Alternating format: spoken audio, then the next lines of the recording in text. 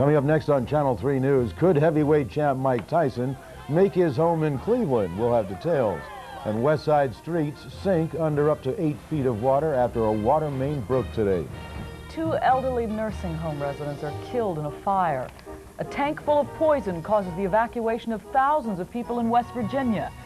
And there is some monkey business in tonight's picture story. And we've got more quarterback trouble for the Browns. Stay with us. It's all next on Channel 3 News. Go ahead. You run the court. Okay. You run. Go ahead. She threw the machine down and said, I'm going to call the police. You know what I told him? I want you to, so I can slap you with a lawsuit long as this bill. That's a lie. One more outburst from you, Mr. O'Brady, and I'll hold you in contempt and fine you. Do I make myself clear? I don't think I'll answer that. Well, I think I'd like to hear the answer.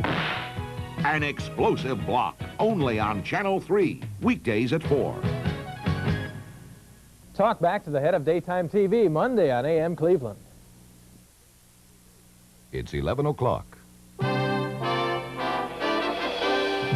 Live from Channel 3 News. Connie Dieken, Tom Sweeney, Terry Burhan's weather, Steve Taylor sports, and the Channel 3 News team. Good evening, everybody. Thanks for joining us. Thousands of Clevelanders had big water troubles tonight. A major water main break on the city's west side left people either completely dry or with very low pressure, and it's put some streets under several feet of water. Channel 3's Obie Shelton is on the west side right now. He has a live update for us. Obie. Well, Connie, as you can see behind me, city crews have already started working to repair a break in a 30-inch water main. It's underneath Clark Avenue at West 61st Street. As you can see, the street has caved in. There were water outages reported all over the near west side, but this is the source. This is also what caused a large area of Clark to be flooded very quickly. This is the 4th major water main break this year in Cleveland. That is an unusually high number. We're not sure whether that's just a coincidence or whether that could be tied to the recent drought and the stress that was placed on the system. Commissioner Chach estimates that 2,000 people either were without water or had low water pressure between 5:30 and 8:30 this evening. Goldie King was cleaning her house during that time. I went back in to rinse my hands off and there was no water, but my son came in and he said, "You won't believe what's down on Clark," and I went and looked and it was a flood. Once the big pipe underneath Clark broke, the area flooded quickly. Before crews could cut the water flow on either side of the break, 8 to 9 feet of water had risen. It covered a Bronco truck that had tried to make it through the underpass. Reportedly, a woman and 2 small children were trapped in the truck after it stalled. The water rose to window level before some neighbors pulled them out and carried them to dry ground. Now what you're looking at now is the top of that truck. It is still half submerged underwater. I was told by some crews earlier that they were not going to get the truck out immediately because they were concerned that it might be, the ground underneath it might be caved in as it is right here.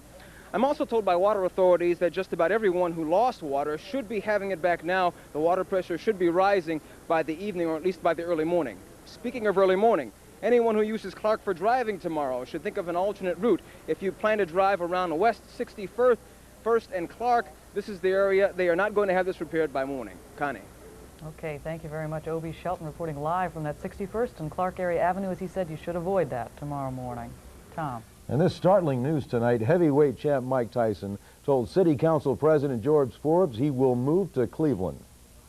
The champ went to services at Holy Trinity Baptist Church this morning, 2 days after his actress wife, Robin Givens, filed for divorce, and a week after Tyson flew into a rage and smashed furniture at his home in New Jersey.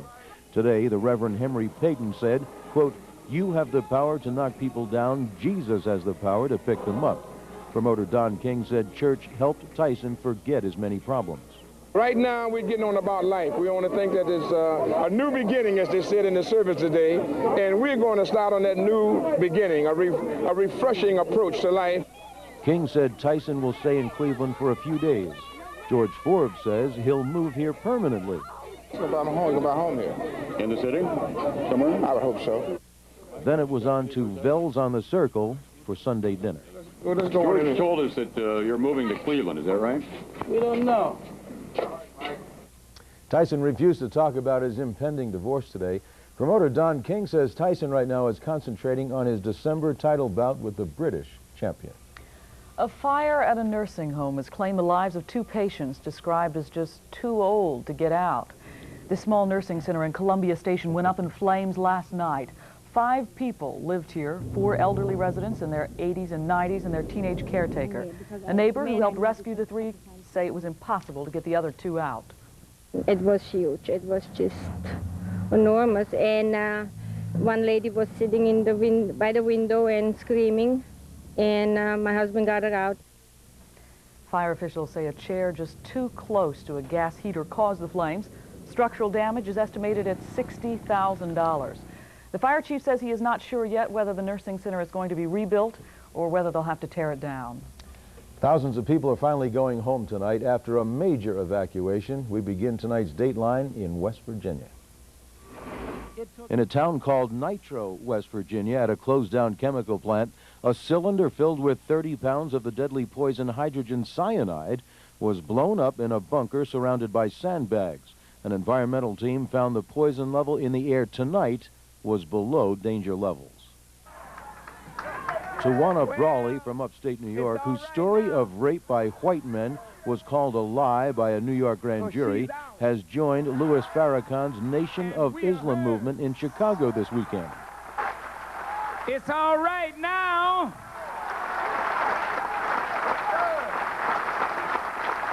Because every one of these black men will kill concrete if they put their hands on this Muslim woman.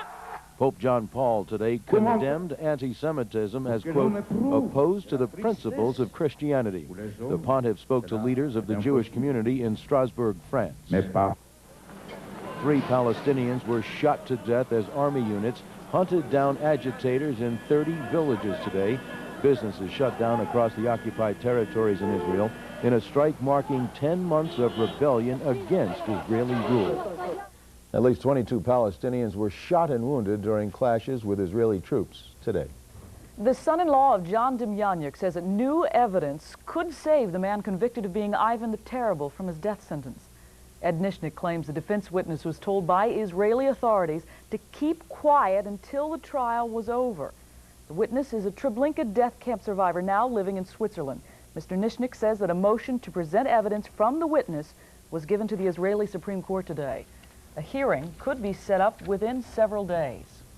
Still ahead on Channel 3 News for late on a Sunday, George Bush goes after the blue-collar and ethnic vote today. And Cleveland could get a new hotel in a very unexpected place. We'll be right back.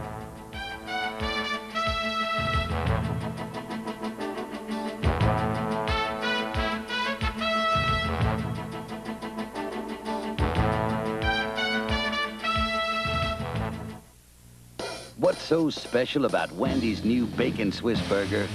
Bacon, special sauce, Swiss cheese, more bacon, and a toasted Kaiser bun. Wendy's is the only Bacon Swiss Burger with 3 strips of bacon. Come in now and grab one while they're hot.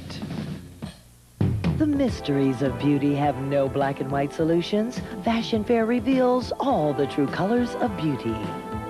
The promise of Fashion Fair, the perfection of Fashion Fair for today, tonight, and all your tomorrows.